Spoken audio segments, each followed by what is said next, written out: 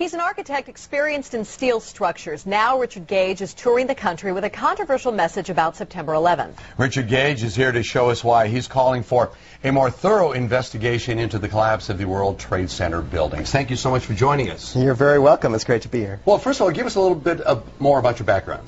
Well, I'm an architect of 20 years, a member of the American Institute of Architects, and have been studying steel-framed, fireproof buildings for about that long. We ask that for clarification because as we get into this, we want people to make sure that you're not just somebody with a wacky idea. Right. Okay? You come with some science to you. What is the official reason for the collapse of the World Trade Center towers? Well, we're told that the planes hit the buildings and there was an explosion and a fire, and about an hour and a half later, in the case of the North Tower, the buildings collapsed due to structural weakening due to the fires. The problem is that we don't have large gradual deformations associated with collapses, and fires in high-rises have never brought down a steel frame high-rise building at all, ever. And what we have, unfortunately, is the evidence in the Twin Towers and the third skyscraper to collapse that day, which most people don't know anything about it. We have the evidence of the 10 key features of controlled demolition. In the case of Building 7, it collapses straight down into its own footprint at free fall speed in the first 100 feet. It's dropping, as you can see, symmetrically, smoothly, at free fall speed in the first 100 feet, 2.5 seconds. This is uncanny. There's 40,000 tons of structural steel designed to resist this collapse. Is it, what, a 47-story building? Yeah, it's just called Building 7, right a football field away from the Twin Towers. Okay, so what we're showing is left what happened. In fact, right is a controlled where you are using, or the people who made this happen, used demolition. Indeed, and this is a direct comparison. And you can see that, indeed, almost free fall speed, free fall acceleration through 40,000 tons of structural steel. That is uncanny. So we have 700 architects and engineers demanding a new investigation as a result of this evidence and the evidence in the World Trade Center that is very explosive. Almost every architect and engineer we show this information to agrees with us that these are controlled demolitions. If we can get them to look at the information, because obviously the implications of a controlled demolition are dark for our country, because that means somebody besides Al-Qaeda was involved, because these have to be easily 3 of the most highly secure buildings outside the Pentagon. Now, if that was a controlled demolition, would there not be any evidence at the ground level of explosives within the building debris itself, that's the debris that's left? Indeed, and what we find down there is pools of molten iron. What does that mean? Several tons. Exactly. What is that doing there? The first responders see it, the structural engineers see it.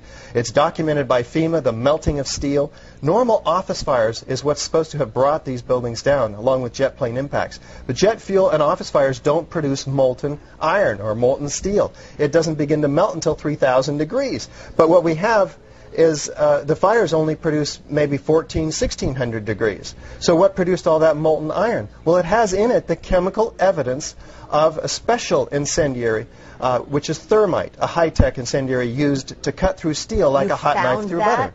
Indeed, in all of the dust throughout lower Manhattan, we have 4 to 6 inch thick layer of this dust, and throughout it we have evidence of tiny spheres, billions of them, several tons of previously molten iron. Well, how does that happen? If you have molten iron, the byproduct of thermite is molten iron, and it's dispersed throughout all of this dust. Now, you were allowed to go in and get samples and examine it? Oh, there's plenty of dust. A lot of people have this dust, and 4 of these samples have been sent to physicist Stephen Jones, formerly of Brigham Young University. And they find in it not only these spheres, with which others have found too, USGS, R.J. Lee, doing toxicological studies. These spheres have iron, aluminum, fluorine, manganese, very unusual elements associated only with thermite. And there's small chips of unignited thermite as well. This is very high-tech thermite, nanothermite. It's not found in a cave in Afghanistan. It's produced in very sophisticated Defense Department contracting laboratories. Okay, well, we have an enemy here. That the finger has been pointed to, that this was the work of Al-Qaeda. This was the work of Osama bin Laden, at least to get the planes all going into the buildings and into the field in Pennsylvania and into the Pentagon.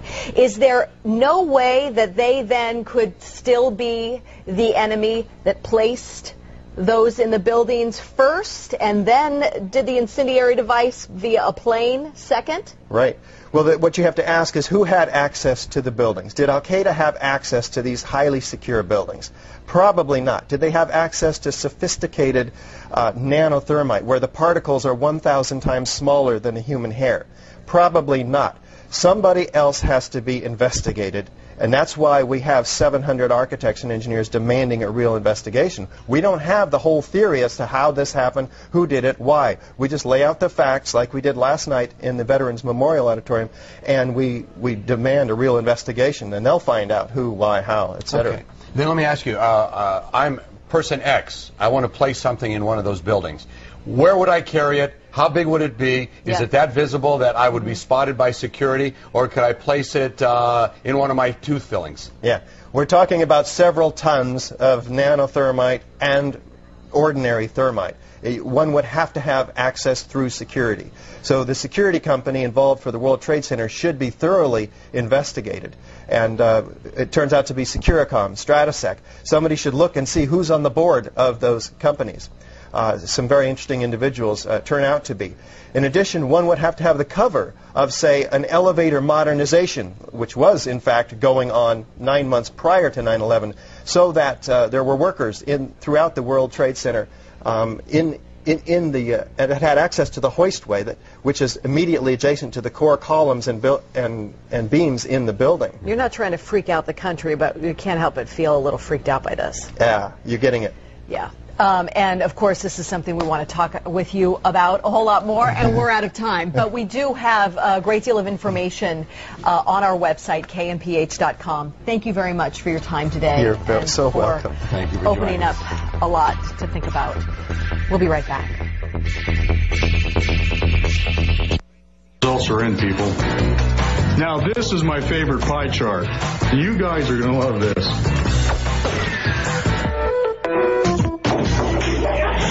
This Friday, a huge fireworks